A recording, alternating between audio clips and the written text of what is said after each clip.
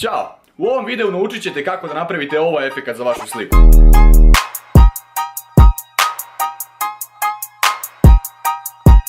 Ukoliko želite vidjeti kako se to radi, ostanite do kraja klipa.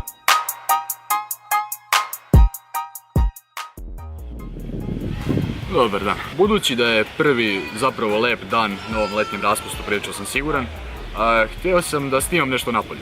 Ok, ne znam da li ste u skorije vreme gledali bilo koji muzički spot strani, ali popularan je jedan efekat koji je, makar meni izgleda mnogo cool.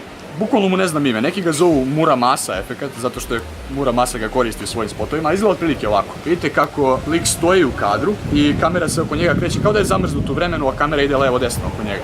Pustit ću na ekran par samo snimaka i primjera toga. Sad, kako ovaj efekat uopšte funkcioniše? Za ovo, da bilo, da kažemo, autentično, potrebna nam je kamera koja se zove, ako se ne varam, Nikisha N8000. To je bila kamera koja je korišćena u 80-im godinama, zapravo prodavana u 80-im godinama. Cijela njena fora bila je da je imala 4 objektiva jedan do drugog, znači jedna kamera sa 4 objektiva i pravi 4 slike istovremeno.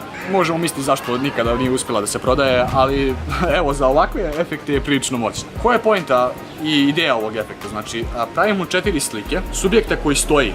I svaka slika, kamera se malo pomeri u stranu. I kada pustimo te slike da idu jedna posle druge, izgleda kao da kamera obigrava, da kažemo, oko subjekta dok je on bukvalno zamrznut u vremenu. Sad, ja nemam 300 evra da dam na kameru za jedan video i jednu sliku.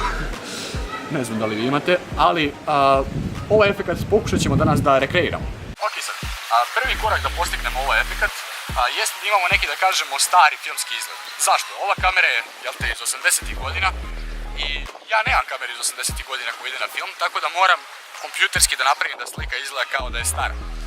Sada, stvar kod starih slika jeste da su boje obično neuravnjene, da kažemo, neke boje dreče. I zato ja baš danas sam uzabrao ovu drečavu crvenu majicu, vidite kako je lepa, ne zato što želim da se ističem uopšte, verujte mi, ističem se dovoljno sa ovom kamerom u centru grada.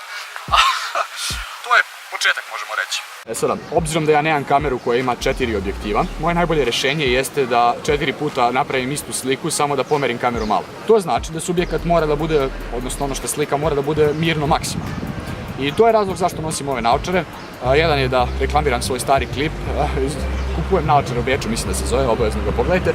A drugi razlog jeste da se ne vidi da mi oči šetaju, zato što je poprično teško da bude fiksiran na jednu tačku dok kamera se vrti oko mene. Znači, zamislite da snimam sada s ovom kamerom, ne smije da se pomera ovako, nego samo s leva na desno ili od gore ka dole, ili suprotno, jel? Ne smijemo čak ni ovako da kažemo da menjamo ugao, već samo pomeramo od leva ka desno, a onda posle u programu, što ćete vidjeti zajedno sa mnom, montiramo sliku tako da subjekat uvek bude u sredini, a da se sve oko njega rotira. Zato najbolja opcija bi delovala kao da treba da snimamo ovo, ali video, odnosno slike koje uzmem sa snimka su daleko manje kvaliteta nego slike koje fotoaparat napravi posebno kad kliknem samo slike, jel tako? Šta je najbolja opcija koju možemo da uradimo? Stavimo fotoaparat na najbrži mod slikanja koji je moguć i onda polako, znači kamerman uzme, uhvati ga što bliže sebi, počne da slika, drži ono, kamera krene trrrr i polako krene ovako oko mene. Znači ne zapravo oko, nego samo levo do desno od mene. A ja treba da budem skamenjen ovako, znači samo...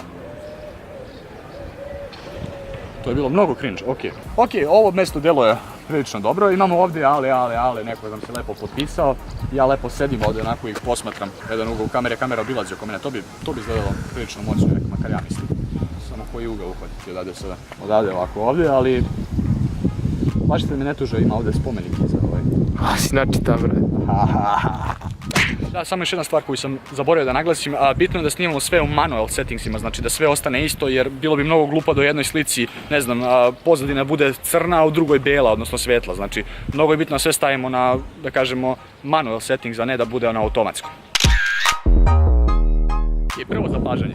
Prva greška koju smo napravili i naučili jeste da se u pozadini, ovdje kada sam se slikao, pomera drveće, a to ne bi trebalo da se dešava, bi trebalo cjelokupna slika da se dešava kao da je slikana odjednom, znači ona kamera pravi 4 slike odjednom, znači kao da je zamrznuta u prostoru. Tako da što treba da uradimo jeste da izaberemo neko mesto gdje je sve stacionarno. I naravno, izabrali smo ovdje.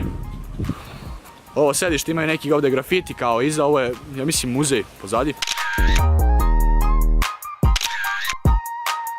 Ok, izlazimo iz tunela, a napolju upravo kreće kiša, ova kamera nije vodootporna, tako da moramo ovdje ovo da završimo, a ja odo kući da montiram. Tako da, hvala ti Antonije za snimanje. Ništa, odo kući, čao! Ok, sada ide onaj kompjuterski deo pravljanja ovih slika koji pretpostavljam da većinu i ne zanima previše, ali evo ja ću na brzinu nešto ispričati i neću zalaziti u detalje. Treba da izaberemo 4 slike koje idu jedna posle druge i da ih ubacimo u neki program koji nam dozvoljava da pravimo animacije. Ja sam koristio Photoshop. Sada glavna fora ovog efekta jeste da kada ubacimo ove 4 slike, treba da ih postavimo tako da subjekat uvek bude na istom mestu, odnosno na svakoj slici subjekat se nalazi tačno u jednoj tačci. Kako sam ja to uradio? Tako što sam smanjio providnost ostalih slika i onda jednu po jednu pomerao tako da se uvek preslikavam ja na jednom istom mestu. Ovo neće uvijek biti 100% izvodljivo, tako da vam predlažem da gledate oči. Znači gledamo da se na svakoj slici oči subjekta poklapaju, u mom slučaju naočare. Kada su na pravom mestu treba samo da kropujemo, odnosno isečemo slike da bismo se rešili viška ovog prostora i sada ih samo animiramo. Naš cilj je da napravimo taj čuveni na Instagramu bumerang efekat, odnosno slika ide maltene napred nazad. Kako to radimo?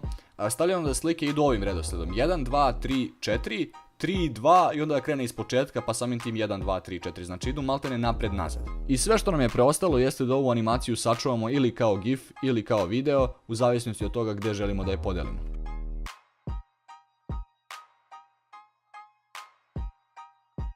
I okej, to bi bilo to, nadam se da vam se svidio efekat, evo pogledajte još jednom. Ukoliko se vama svidio efekat i napravite isti ovakav, definitivno pošaljite mi to na moj Instagram, imate ga u opisu videa. To je bilo to i vidimo se, ćao!